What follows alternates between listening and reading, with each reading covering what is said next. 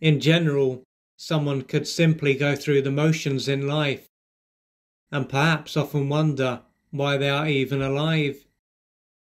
During the week then, they could wake up, get ready for work, and then head to work.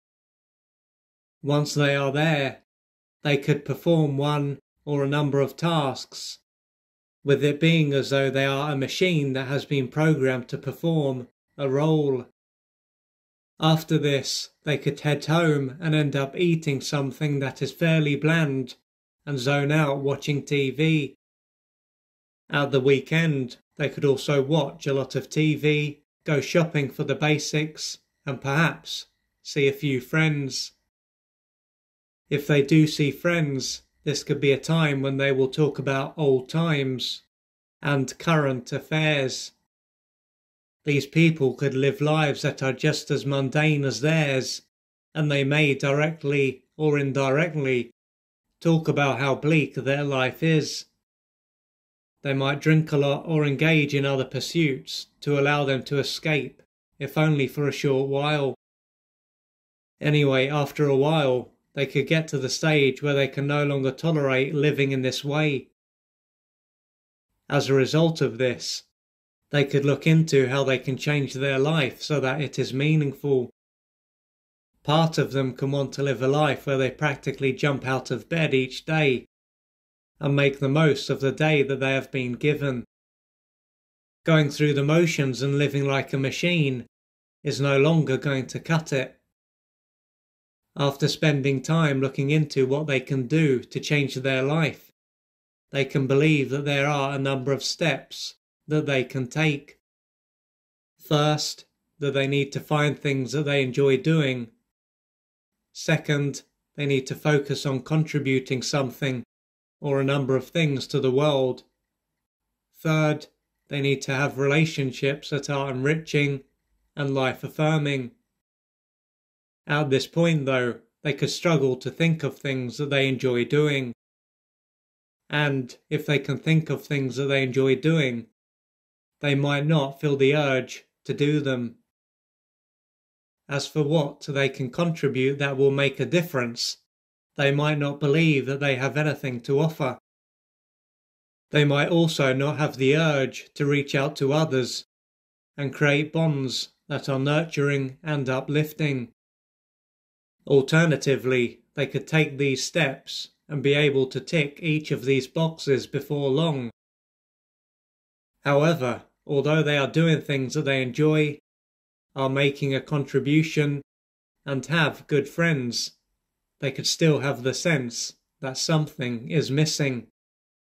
Once again, it could be as if they are simply going through the motions, with the difference being that they are now doing some of the right things. What could enter their mind at this point is that there must be something wrong with them. There is a chance that the reason what they have done hasn't worked is because they are living on the surface of themselves. Due to this, they won't be connected to their body and be in touch with their feelings. Without this connection to their body and their feelings, they won't have access to what will allow them to live a life that is meaningful. Therefore, in the same way that the flavour found in food is what largely makes it enjoyable, their feelings are what largely make life meaningful.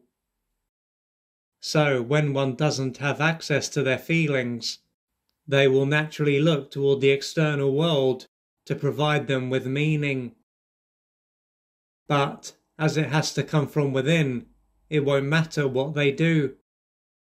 This is why they can model those who live a meaningful life and do what they do, or follow the advice of experts and ancient wisdom and still feel empty and indifferent.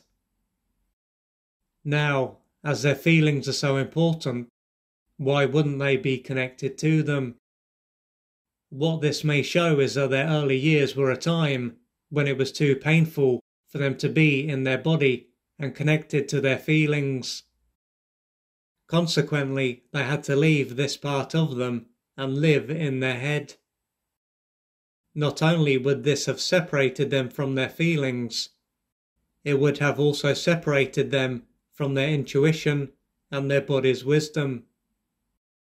This would have set them up to become dependent on their intellect, with them looking toward this small part of them to direct their life.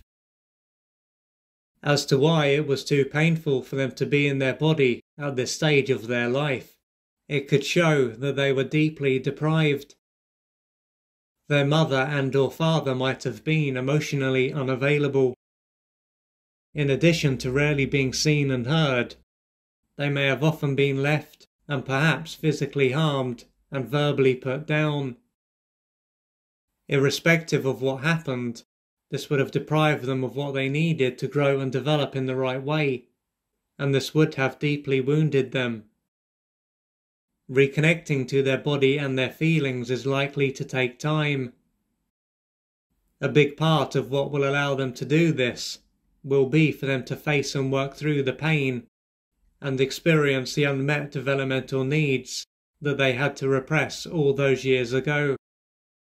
This will take courage, patience, and persistence.